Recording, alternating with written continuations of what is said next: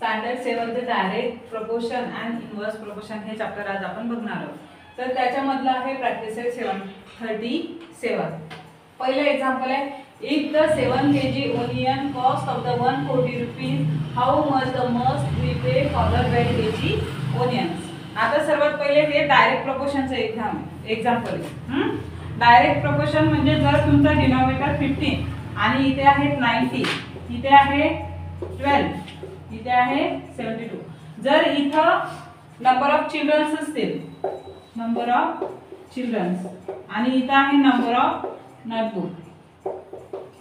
जर तुमचा numerator change होत असेल तर त्याच प्रोपोर्शन मध्ये तुमचा डिनॉमिनेटर सुद्धा इन्क्रीज होईल. न्यूमरेटर इन्क्रीज होत असेल तर डिनॉमिनेटर इन्क्रीज होईल. न्यूमरेटर इथे डिक्रीज झाला तर डिनॉमिनेटर सुद्धा इथं डिक्रीज झाला. म्हणजे एक संख्या जर इन्क्रीज होत असेल तर त्याच प्रोपोर्शन मध्ये दुसरी संख्या इन्क्रीज होते. एक संख्या जर डिक्रीज होत असेल नंबर तर त्याच प्रोपोर्शन मध्ये डिनॉमिनेटर सुद्धा डिक्रीज होतो. याला म्हणतात डायरेक्ट प्रोपोर्शन. काय म्हणतात त्याला? Direct proportion. मग आता इथं तुम्हाला काय दिलंय, इफ द 7 kg ओनियन, किती केजी ओनियन आहे तुमच्याकडे? 7 kg. किती रुपयाला येते? 140 रुपीजला. किती आहे? 140 रुपीजला तुमच्याकडे 7 kg ओनियन आहे. 7 kg ओनियन किती रुपयाला आहे? 140 रुपीज. कितीला आहे? 140 रुपीजला. How much must we pay for the 12 kg onion. आता आपल्याला किती काय ओनियनची प्राइस काढायची? 12 kg ओनियन कितीला येतील हे काढायचं आहे. 7 kg ओनियन कितीला आहे? 150 ला.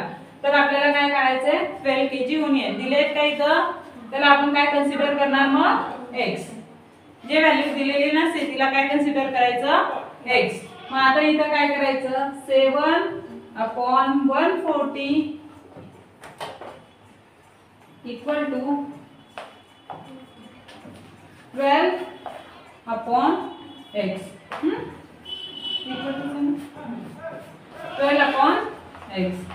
आता इथं आपल्याला 7 kg ओनियन 140 रुपीजला आहे. तर 12 kg ओनियन आपल्याला किती रुपीजला असतील?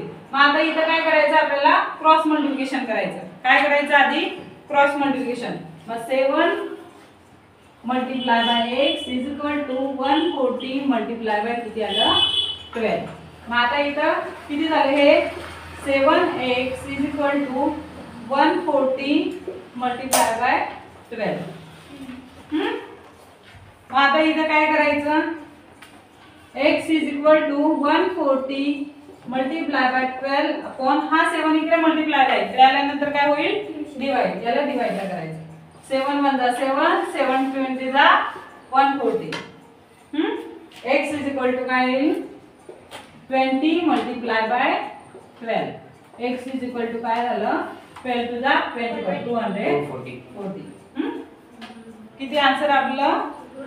मग 12 kg ओनियन किती रुपयाला येतील आपल्याला? 240 रुपयाला येतील. समज. For 9 cows 13 kg 500 gram of the food supplementary are required every day. 9 cows ला किती सप्लिमेंटरी फूड लागतं एका दिवसाला? किती? 13,500 ग्राम. सॉरी 13 kg 500 ग्राम एवढं त्याला कावला एका दिवसाला काय लागतं? अन्न लागतं, चारा लागतो. In the same proportion how much will be needed for the 12 cows. त्याच प्रोपोर्शन मध्ये 12 cows ला किती लागेल? आता 12 cows चं दिलेलं आहे का? नाही. मग 9 cows चं किती आहे आपल्याकडे? 13,500. 12 cows चं आहे का? नाही. मग त्याला काय करायचं? x कन्सिडर करायचं. 2 मिनिट बस. मग आता 9 मल्टिप्लाय बाय x किती झाले?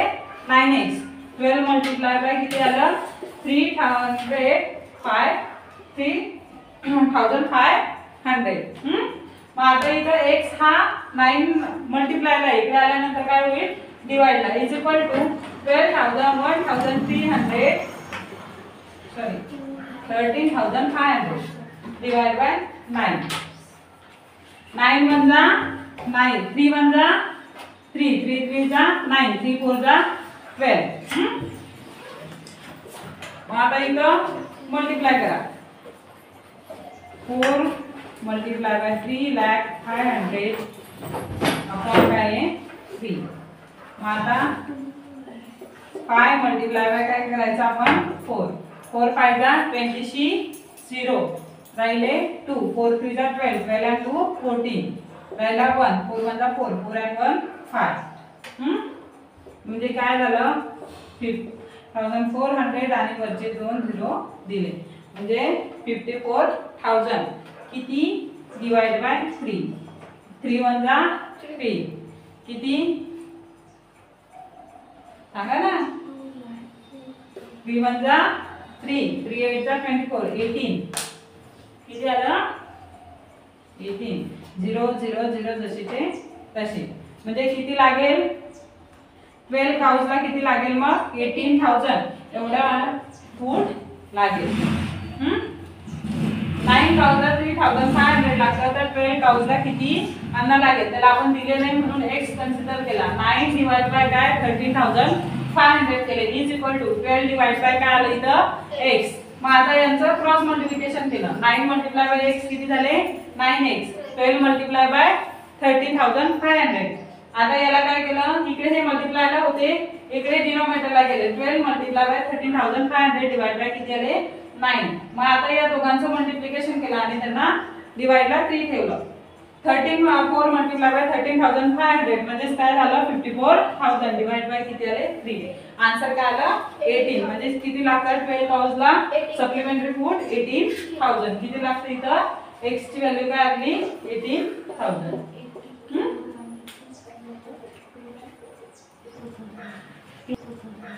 पुढचा सम घेऊ.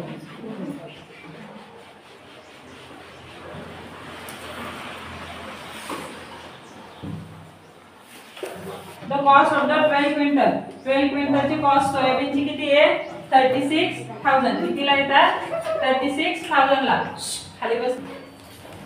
कॉस्ट ऑफ द 12 क्विंटल कितीला येतात 36,000 ला कितीला 36,000 ला. तर आपल्याला किती 8 क्विंटलची प्राइस काढायची आहे. आता इथं 12 क्विंटल होते इथं डिक्रीज झाले म्हणजे इथं व्हॅल्यू सुद्धा काय होईल डिक्रीज. 12 मल्टिप्लाय बाय काय मग 12 upon 36,000 is equal to 8 upon x. दोघांचं काय करायचं 12x is equal to 8 multiply काय 36,000 डिवाइड बाय काय करायचं हा इकडे मल्टिप्लायला आहे इकडे आल्यानंतर काय होईल मग डिवाइडला. इथं 12 लिहिले इकडे पुसून टाकले. 12 1 जा 12 12 3 जा 36 8 3 जा किती आले 24,000 म्हणजे 24,000 ला किती क्विंटल येतात 8 क्विंटल येतात. कळालं चला.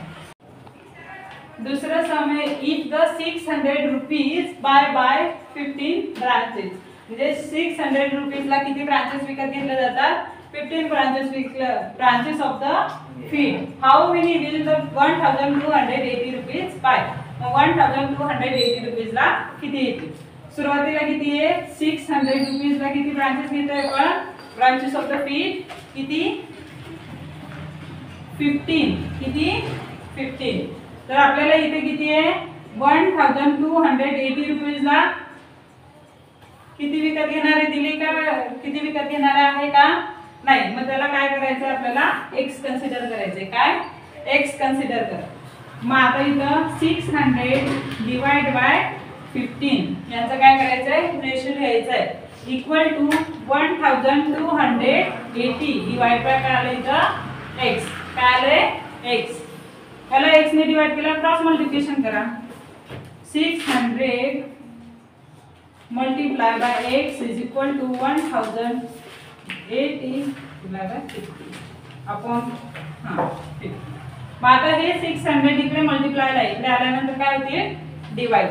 मग x is equal to 1,280 multiply by 15 upon काय आलं 600 0 0 गेट कैंसल 15 1 जा 15 15 4 जा 16